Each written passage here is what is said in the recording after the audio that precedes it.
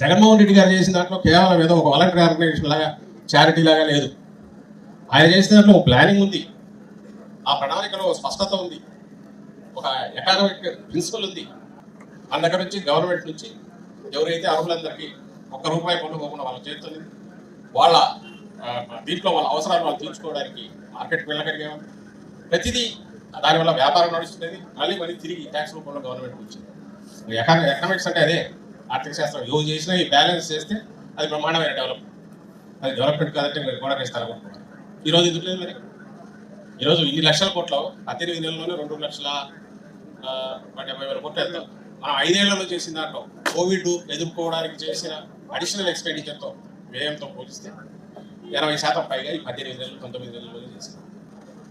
ఇవన్నీ చేసింది ఒక ఇండివిజువల్ సిస్టమ్ మొత్తం చేసింది.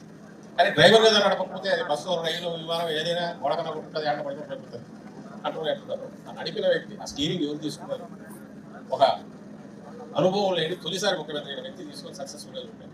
ఇప్పుడు రేపు వచ్చాక ఎట్లుండబోతుందో చెప్తా. నెక్స్ట్ 5 yearsలో ఈ గత అనుభవం లెక్కలు వేసుకున్నారు. ఒక 20 ఏళ్ళు 30 ఏళ్ళు ముందుకు తీసుకుపోయేటట్టుగా ఉంటుంది.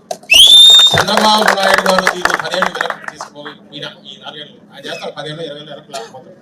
అయినా సరే మళ్ళీ బ్యాలెన్స్ చేసి దేశంలోని అగ్రగామిగా స్టేట్గా తీసుకుపోవడానికి నెక్స్ట్ 5 years మనం సిద్ధంగా ఉన్నాం. ఎందుకంటే నాయకత్వం ఉంది. ఆయన కూడా అలాంటి ప్రణాళికలతో ఉన్నారు. ప్లస్ మంచి మనసు, మంచి భావన ఇచ్చారు. వాళ్ళు కూడా ఎట్లా ఉండాలో చూపించారు. అప్పుడు అన్నట్లు ఏదో లోపం ఉంటుందేమంటారు.